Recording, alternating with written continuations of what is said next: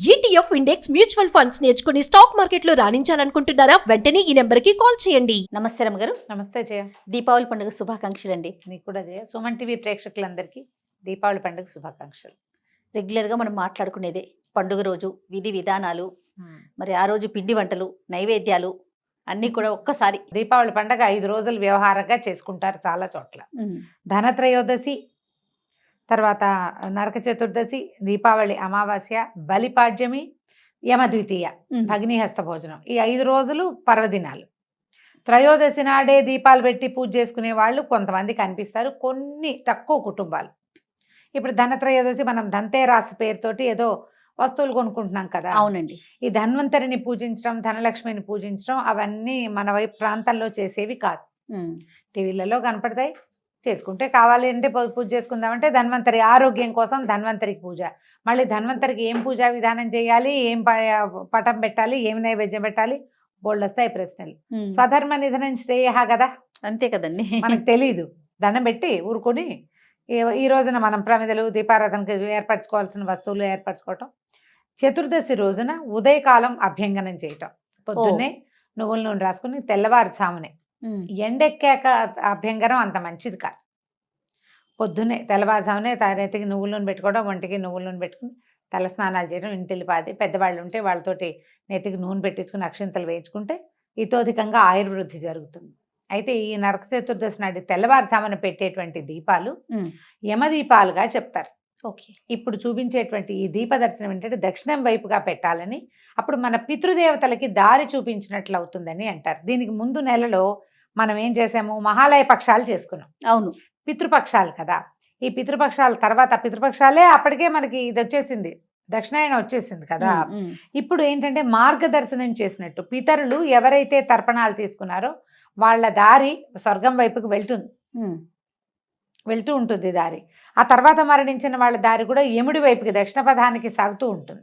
వీరికి ఈ దీపాలు చూపిస్తే ఆ దీపాల వెలుగులో వాళ్ళు స్వర్గారోహణ చేయగలుగుతారని ఒక నమ్మకం. యమద్వీపాలుగా చెప్తారు. ఒకవేళ పెట్టదలుచుకుంటే తెల్లపొద్దున్నే చతుర్దశి నాడు పెట్టచ్చు. అయితే చతుర్దశి రోజున దీపాలు పెట్టే ఆచారం చాలా ఇళ్లలో ఉండదు. అవును, ముందు రోజు నుంచి పెడతాం. మా అత్తవారి ఇంట్లో కూడా లేదు, మేము దీపావళి అమావాస్య నాడే పెడతాం. ఓకే. అంటే ఈ దీపాలు పెట్టే క్రమంలో ఏవైనా ఇబ్బందులు వచ్చినా అనుమానపడి మానేసినవి కొన్ని, సంప్రదాయం లేని వాళ్ళు కొంతమంది అవును ఉంటారు కదా. అవును, దీపావళి పండగే లేని వాళ్ళు ఇంకొంతమంది ఉంటారు. ఇక చేసేదేం లేదు. ఈ ఒకవేళ అలవాటు ఉన్న వాళ్ళు చతుర్దశి నాడు దీపం పెట్టుకోవటం. చతుర్దశి నాడు పొద్దునే ఈ ముందు రోజు కొనుక్కొచ్చిన ఈ ప్రమిదల్ని వాటిని శుభ్రంగా కడిగి నానబెట్టి ఎండబెట్టేసుకోవాలి. ఓకే. తర్వాత ఒత్తులు వాటిని నూనెలో నానబెట్టుకోవాలి. ఒత్తులు ఏంటంటే అప్పటికప్పుడు పచ్చి ఒత్తి వేసి నూనె పోస్తే ఎప్పటికీ అది అంటూ వెలగదు, తర్వాత నిలిచి కాలదు, కొరుక్కుపోతుంది. అవును, అందుకని నానబెట్టుకోవాలి. నూనెలో వేసి నానబెడితే చివరి బొట్టు దాకా అది చక్కగా నిలిచి వెలుగుతుంది. మనకు అది చాలా ముఖ్యమైనది. అయితే దీపావళి పండుగ గురించి ప్రతి సంవత్సరము చెప్పుకునేది. మళ్ళీ ఒకసారి ప్రఖ్యాతమైన శ్రీకృష్ణ గాథని జ్ఞాపకం చేసుకుంటాం. తప్పకుండా.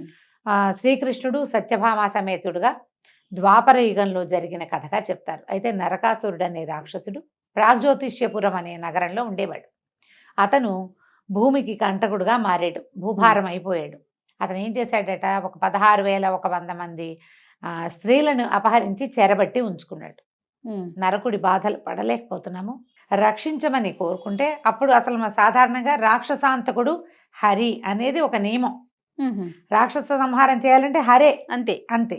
ఇప్పుడు హరి ఏ స్వరూపంలో ఇక్కడ ఉన్నాడు, జగన్నాటక సూత్రధారైన శ్రీకృష్ణ స్వరూపంలో కింద కనపడుతున్నాడు. అవును. ఈ కనపడుతున్నటువంటి శ్రీకృష్ణ పరమాత్మని ప్రార్థించారు మానవులు. ఆ చుట్టుపక్కల నగరాల వాళ్ళు ఆడపిల్లల్ని అపహరిస్తున్నారని బాధపడి కృష్ణుడిని ప్రార్థిస్తే ఆయన సరే నరకాసురుడితో యుద్ధానికి బయలుదేరాడు. ఆయన బయలుదేరే సమయానికి సత్యాదేవి కూడా యుద్ధానికి వెళ్ళాలనిపించింది. ఆయన తీసుకెళ్ళదలుచుకుని ఆమెకి చిన్న ప్రేరేపణ చేశాడు. ఇద్దరు కలిసి యుద్ధానికి వెళ్ళారు. స్త్రీ శక్తి ఆవిడేం తక్కువ కాదు ఆయనకంటే, ఆడవాళ్ళు ఆకాశంలో సగం అంతే. ఇద్దరు కలిసి గరుడారూఢులై యుద్ధానికి బయలుదేరారు. అయితే రథారూఢులుగానే చెప్తారు. గరుడారూఢుడు అని కొన్ని సాంప్రదాయాల్లో చెప్తారు, కానీ గరుడం మీద ఎక్కినట్టు కనిపించదు. రథారూఢులుగా వెళ్ళారు. వెళ్ళి యుద్ధం చేస్తుంటే శ్రీకృష్ణుడికి దెబ్బ తగిలింది. ఆయన కొంచెం స్పృహ తప్పినట్టున్నాడు.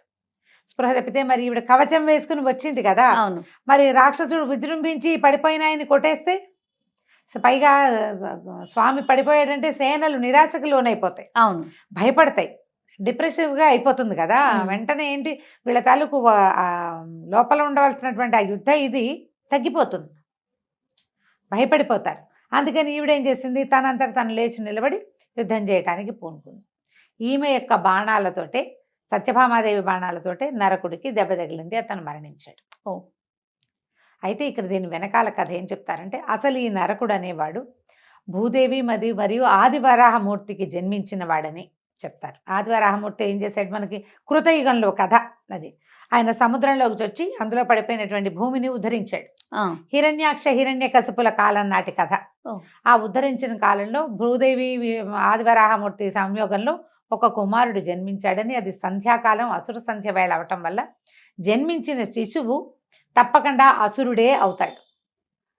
సంధ్యాకాలం మంచిది కాదు, ఆ సంధికాలంలో పుట్టాడని ఆవిడ దుఃఖపడి భూదేవిని స్వామిని ఒక వరం అడిగిందట. భూదేవి, నువ్వు రాక్షసాంతకుడివి, వాడిని సంహరించి నన్ను చేపట్టావు, ఇప్పుడు కుమారుడు కూడా అసురుడుగానే జన్మించాడు, వీడు సురద్వేషిగా ఉంటాడు, దేవతలు పడదు, మరి వాడిని సంహరించాలంటే నువ్వే చేపట్టేది ఆ అసుర సంహార కార్యక్రమం, కాబట్టి నీ చేత్తో నా కుమారుణ్ణి సంహరించద్దు, అలా వరం ఇవ్వమని అడిగిందట. అప్పుడు ఆయన సరేనన్నాడు. సరే నేను చెయ్యనులే, నువ్వే చేద్దువు కానీ అని చెప్పాడు. ఆ నువ్వే చేద్దువు కానీ అన్నది కృతయుగంలో కుదరలా, తర్వాత వచ్చిన త్రేతాయుగంలో కుదరలేదు, ఆ తర్వాత వచ్చినటువంటి ద్వాపర యుగంలో కుదిరింది. సత్యాదేవి భూమిదేవి యొక్క స్వరూపమట. భూమి అతి సహనం కలిగింది, భూదేవి మహాసహనం, భూదేవి అంత సహనం అంటాం కదా. ఏం చెయ్యి తెల్లారులేస్తే పుట్టిన ప్రతి ప్రాణి తొక్కుతుంది భూమిని. అయినా కూడా ప్రతివాడు భూమి సొంతం చేసుకోవడానికే ప్రయత్నం చేస్తాడు, భూమి వాడి మీద పగబట్టదు, మహాసహనంతో ఉంటుంది. నా వల్ల కాకపోతే ఏడుస్తూ దేవుడి దగ్గరికి, ఆ బ్రహ్మదేవుడి దగ్గరికి వెళ్ళి విష్ణువు దగ్గరికి వెళ్ళి మొరపెట్టుకుంటుంది తప్ప, వీడెవడో నన్ను ఇబ్బంది పెడుతున్నాడు, నేను ఇట్లా విచ్చి వీడిని అంతు చూస్తా అని పొరపాటును కూడా అనుకోదు. భూదేవి విచ్చి తనలోకి తీసుకున్నది సీతమ్మ తల్లినే, అంతే. ఎక్కడా భూమి విచ్చుకున్న దాఖలాలు లేవు, మహాసహనవంతురాలు. అయితే ఆవిడ ఎప్పుడు నేను సహనంగానే ఉండాల్సిందేనా అని అనుకుంటేదట. సహనం అసలు ఉండని ఒక జీవితాన్ని ఆవిడకి ప్రసాదించాడు భగవంతుడు. అదే సత్యభామ. అన్నిటికీ రుసరుసలాడుతుంది. అవునవును. ఏ అయిష్టం వచ్చినా సహించకుండా బయటికి చెప్తుంది. భూదేవి అంశావతారమైన ఆమెకున్నంత సహనం ఈమెకి లేదు. ఎప్పుడూ దుమదుమలాడి అన్నిటికీ కోపం తెచ్చుకుని అంటే అలిగే లక్ష్మీదేవేమో రుక్మిణిగా పరమసహన శాంతమూర్తిగా జన్మించింది. వాళ్ళకి వీళ్ళిద్దరిని అలా వ్యత్యాసంగా చేశాడు భగవంతుడు. ఈవిడ రుసరుసలాడుతూ దుమదుమలాడుతూ పన్నిటికీ పోట్లాడుతూ చిన్న తేడా వస్తే ఎగిరి మీద దూకేస్తూ కోపం చూపిస్తూ అలక వహిస్తూ ఉండే సత్యాదేవి చివరికి కుమారుణ్ణి సంహరించింది ఈ స్వరూపంలో. దెబ్బ తగిలి పడిపోయిన తర్వాత అప్పుడు ఆవిడికి తెలిసింది ఒక స్పృహ, వీడు నా కుమారుడు అని తెలిసింది. కానీ విష్ణుమాయకి లోబడి మళ్ళీ మర్చిపోయింది. నరకాసురుడిని సంహరించిన క్రెడిట్ సత్యభామాదేవికి అప్పచెప్పారు. ఇందులో స్త్రీ శక్తి కంటే మాతృశక్తిని గురించి చెప్పాలి. తప్పు చేసిన వాడిని తన కొడుకైనా సరే క్షమించేది లేదు, క్షమించకూడదు. స్త్రీలు వాడిని సరిచేయటానికి ప్రయత్నం చేయాలి, వాడిలో ఉన్న తప్పుని ఎత్తి చూపించాలి. ప్రపంచానికి చూపించాం, తల్లును చిన్న చిన్న అల్లర్లు కూడా దాచేస్తాం. అవునండి కదా. అలాగే అవే తోటకూరగాడలు నాటి చెప్పపోయావా అని పెద్ద అయ్యాక పెద్ద పెద్ద బ్లండర్స్ అయిపోతాయి. అందుకని తల్లులు దండించాలని చెప్పడానికి ఈ కథని చెప్తారు. ఎప్పుడైతే ఈ నరకాసుర సంహారం జరిగిందో, ఈ నరకుడు చెరపట్టినటువంటి స్త్రీల యొక్క కుటుంబాలు ఎవ్వరూ అభ్యంగనాలు లేకుండా ఉండిపోయారట. నరకుడు రాక్షసుడు ఆ మొత్తం నగరాలన్నింటినీ ముట్టడించేవాడు. ఇప్పుడు స్నానము శుభ్రము అవి ఎప్పుడూ సంతోషంగా ఉంటాయి. బతుకు ఈడ్చేవాడికి అభ్యంగనాలు అవి ఎక్కడ ఉంటాయి? తలంటి పోసుకోవడం అనేది ఒక భోగక్రియ. ఇప్పుడంటే ఊరికే రాసేసుకుని తలకాయ తెచ్చుకున్నాం, షాంపూ ఉంది కాబట్టి. పాతకాలంలో అట్లా కాదు కదా, అది బాగా నూనె రాసుకోవటం, నలుగు పెట్టడం, ఎవరైనా సహాయం చేయటం, కుంకుడు పులుసు ఎవరైనా పోయటం, వీపు ఎవరైనా రుద్దటం, అలాంటివి ఉండేవి. ఎంత చిన్న కుటుంబాల్లో అయినా ఇంకొకళ్ళ నెత్తి మీద నూనె పెట్టాలి. తలంటటం అనేది ఒక ప్రత్యేక క్రియ. అప్పుడు ఇట్లా స్విచ్ చేస్తే నీళ్ళే విజయ. అవును కదా, వేరే రకం. అప్పుడున్న పరిస్థితులు వేరు. ఆ అభ్యంగనాలు లేకుండా ఉన్న వాళ్ళంతా ఇతడు చతుర్దశి నాడు మరణించంగానే అందరూ అమ్మయ్య మనకి భోగానికి రోజులు వచ్చాయని చక్కగా నూనె రాసుకుని అభ్యంగనాలు చేసుకుని ఆ పూటంతా రకరకాల పిండి వంటలు వండుకుని మరుసటి రోజు దీపాలు పెట్టుకున్నారు. అందుకే అదే దీపావళి పండగ ద్వాపర యుగం నుంచి జరుగుతోందని చెప్తారు. అయితే ఈ దీపాలని పెట్టుకోవటం అనేది మనకి త్రేతాయుగంలో కూడా ఉన్నదని, రామావతారంలో సీతారాములు తిరిగి వచ్చినప్పుడు అప్పటిదాకా ఏ శోభలు లేకుండా అలాగా పాడుబడి ఉన్నట్టుగా ఉన్నటువంటి అయోధ్య నగరంలో, ఎందుకంటే రాముడు లేడు, భరతుడు రాజ్యం చేయటం మానేశాడు, ఆయన పోయి నందిగ్రామంలో కూర్చున్నాడు, ఆయన జటాబల్కలాలే ధరించి ఉన్నాడు, నారబట్టలే ధరించాడు కదా. శత్రుఘ్నుడు కేవలం రాజ్యరక్షణ చేశాడు కానీ పాలన జరగల, శోభ లేదు. రాజు లేకపోతే ఏం శోభ ఉంటుంది, అంతే కదా. అవును. ఆయన రాముల వారు తిరిగి రాగానే నగరం అంతా దీపాలు వెలిగించుకున్నారట. అందుకని అప్పుడు కూడా దీపావళి చేశారని టపాసులు వెలిగించిన వ్యవహారం చెప్పల, దీపాలు వెలిగించుకున్నారు. ద్వాపర యుగంలో కూడా దీపాలు వెలిగించుకున్నారు. క్రమంగా కలియుగం వచ్చేసరికల్లా పండుగ విధానాలు మారతాయి చూడు. అవును, మారతాయి కదా. మనకి ఇప్పుడు ఏమైంది, ఆశ్వేజ మాసం వెళ్ళి కార్తీకం వచ్చింది, వానలు తగ్గి చలి మొదలైంది. అంతకుముందు పడిన వర్ష ఋతువు శ్రావణ భాద్రపదాల్లో ఈ పడినటువంటి వానలు అక్కడ నిలవబడి చిన్న చిన్న కుంటలుగా మారి వాటిల్లో ఈగ, దోమ, అనేక రకాల సూక్ష్మ క్రిములు వచ్చేస్తాయి, మన మీద దాడి చేస్తాయి.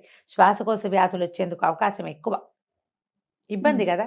అందుకని ఏం చేశారు, ఈ గాలిలో ఉన్నటువంటి రకరకాల సూక్ష్మ క్రిముల్ని తొలగించడం కోసం ఈ టపాసులు కాల్చేటువంటి గంధకము, సూర్యకారము అవి కలిపి చేస్తారు. అప్పుడు చేసేవాళ్ళు. ఇవి ఢామన మోతకి కొన్ని గణాలు పరిగెడతాయి, కొన్ని సూక్ష్మ క్రిములు పోతాయి. ఈ గంధకము అవి కాలిన వాసనకి కొన్ని సూక్ష్మ క్రిములు పోతాయి. దీపాలు వెలిగించిన పొగకి మన శ్వాస కోసం బాగుపడుతుంది, కంటికి మంచిది. నువ్వుల నూనె వెలిగేటువంటి జ్యోతిని చూస్తే కళ్ళకి మంచిది. అందుకని ప్రత్యేకంగా ఇప్పుడు తిలతైలం చేయమని చెప్తారు. నువ్వుల నూనెతోటి దీపాలు పెట్టండి, వాకిళ్ళల్లో ఇళ్ళు వాకిళ్ళు అన్నీ అలంకరించుకోండి. ఈ పద్ధతి ప్రకారం అట్లా చేసుకుంటూ వచ్చాం. ప్రతిసారి మారుతూ ఉంటాయి. క్రమంగా నీళ్ళల్లో వెలిగే దీపాలు, నీళ్లతో వెలిగే దీపాలు, ఏమిటేమిటో రకాలు. అవును, సంప్రదాయం ప్రకారం చేసుకోదలిస్తే నువ్వుల నూనె దీపం మంచిది, శ్రేష్టం. ఊరికే వెలగటానికి కాదు, వెలిగిన తర్వాత వచ్చేటువంటి పొగ కూడా మనకు మంచిదయ్యేలాగానే పెట్టారు మహర్షులు మనకి. వెలిగాక ఇప్పుడు క్యాండిల్ వెలిగించావు, దాని రెసిడ్యూ అంతా కింద పడుతుంది. ఏది నువ్వుల నూనె వెలిగించు, ఏమొస్తుంది కిందకి? దీపం సరిగా ఒత్తి బాగా పెట్టాలి నువ్వు, అంతే కదా. ఆ జ్యోతి కంటికి మంచిది. క్యాండిల్ వెలుగు మంచిదని ఎక్కడా చెప్పబడలా. అవునండి, అసలు మన సాంప్రదాయమే కాదు. కాబట్టి పండుగ రోజుల్లో అయినా దయచేసి వ్యాక్స్ దీపాలు వెలిగించబోకండి. ఆ వ్యాక్స్ దేంతో చేస్తారో మనకు తెలియదు. అవును, నువ్వుల నూనె ఖచ్చితంగా తెలుసు కదా మనకి, మంచి నువ్వుల నూనె. అక్కడి నుంచి దీపం నూనెగా భావించే నూనె తేబోకండి. పండగ ఖర్చులు ఎలాగూ పెట్టుకుంటాం, మంచి శ్రేష్టమైన నువ్వుల నూనె తెచ్చి పెట్టుకోండి. మనం ఇవాళే ఇల్లంతా పెడతాం, రేపటి నుంచి ఏం చేస్తాము, తులసికోట దగ్గర వాకిలి గుమ్మంలో 2 దీపాలు పెడతాం, తులసికోట దగ్గర ఓ దీపం పెట్టుకుంటాం. పొద్దున్నే తులసికోట దగ్గర పెడతాం, సాయంకాలం పూట వాకిట్లో పెట్టుకుంటాము. ఎలాగైనా పెట్టుకోవచ్చు. అవును, ఒక దీపమే పెడతామన్నా మీ ఓపిక. దేవుడి దగ్గర ఒక దీపం పెడతాం, వెళ్తే ఏ దేవాలయానికో పెట్టుకుంటాము. అయితే దేవాలయంలోనూ దేవుడి దగ్గర పెట్టేవి ఆవు నెయ్యితో పెడితే మంచిది, శక్తి ఉన్న వాళ్ళు. లేకపోతే నువ్వుల నూనె కూడా ఇప్పుడు ఆవు నెయ్యి అంత ఖరీదు దగ్గరగా ఉంటుంది, అటు ఇటుగా. అవకాశం ఉన్నవాళ్ళు ఇలా కూడా చేయొచ్చు. చక్కగా ఏదైనా మంచి పిండి వంటలు వండుకోవటం. దీపావళి నాటి రాత్రి టపాసులు కాలుస్తాం, దీపాలు పెట్టుకుంటాం, టపాసులు కాలుస్తాం. దాంతోపాటు అమావాస్య నాడు లక్ష్మీ పూజ చేయాలన్న ఒక నియమాన్ని వ్యాపారస్తులు వాళ్ళు పాటిస్తారు. మామూలు వాళ్ళు కూడా మనం ఇళ్లలో లక్ష్మీ పూజ చేసుకోవచ్చు. ఆమెకు ప్రీతికరం అంట ఈరోజు పూజ చేసుకోవడం. మనం చేసిన స్వీట్లు, ఆటలు ఏమైనా ఉంటే పదార్థాలు అన్నీ అమ్మవారికి నివేదన చేసుకుని టపాసులు కాల్చిన తర్వాత శుభ్రంగా కాళ్ళు చేతులు మొహము కడుక్కుని నోట్లో నీళ్ళు పోసుకొని పుక్కిలిచ్చి ఉమ్మేసి వీలైతే బట్టలు కూడా మార్చుకుని చక్కగా చేసిన స్వీట్లు తినండి. ఈ టపాసులు పీల్చిన వాసనలు పీలుస్తాం కదా మనం, వాటికి విరుగుడు బెల్లము పంచదారతో చేసినటువంటి స్వీట్లు. తీయటి పదార్థం తింటే దానివల్ల ఏదైనా ఒక చిన్న సైడ్ ఎఫెక్ట్ ఉంటే ఆ ఎఫెక్ట్ పోతుంది. పెద్దవాళ్ళకి నమస్కారం చేసుకోవటం, ఎవరికైనా దానం చేయటము, నువ్వుల నూనెతో చేసినట్టు నువ్వులతోటి చేసినటువంటి ఏమైనా చిక్కీలు అలాంటివి పంచుకోవచ్చు. నువ్వుల జీళ్ళు మనం కూడా తినచ్చు. ఈ రోజున చేసేటువంటి ఏ పదార్థ వినిమయం అయినా కూడా విశేషమైన ఫలితాన్ని ఇస్తుంది. ఏదైనా చేయొచ్చు. దీపావళి రోజున కుష్మాండ దానం చేస్తారు, గుమ్మడికాయ. అవును, భూదేవిని దానం చేసిన ఫలితం లభిస్తుందని.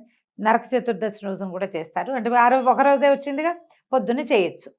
ఎవరికైనా బ్రాహ్మడికి సద్బ్రాహ్మడికి మోయనివ్వటం అంటే మనం స్వయం పాకం ఇస్తాం, అది కూడా ఇవ్వచ్చు. పొద్దున్నే నువ్వుల లడ్లు జీళ్ళు ఏమైనా చేసి చుట్టుపక్కల పిల్లలకి ఎవరైనా మనుషులు కనబడితే వాళ్ళకి ఇవ్వచ్చు. ఇది దాన ప్రక్రియగా అవ్వదు. అమ్మో నువ్వుల జీళ్ళు వాళ్ళు ఇస్తే మనం తీసుకున్నాం ఏదో కంపెనీ పోతుంది అనుకోపోకండి. పర్వదినం రోజున ఇచ్చేటువంటి ఈ తీయటి పదార్థాన్ని పంచితే పదార్థాన్ని పంచిన ఫలితం వస్తుంది, కానీ తీసుకున్న చెడు మాత్రం రాదు.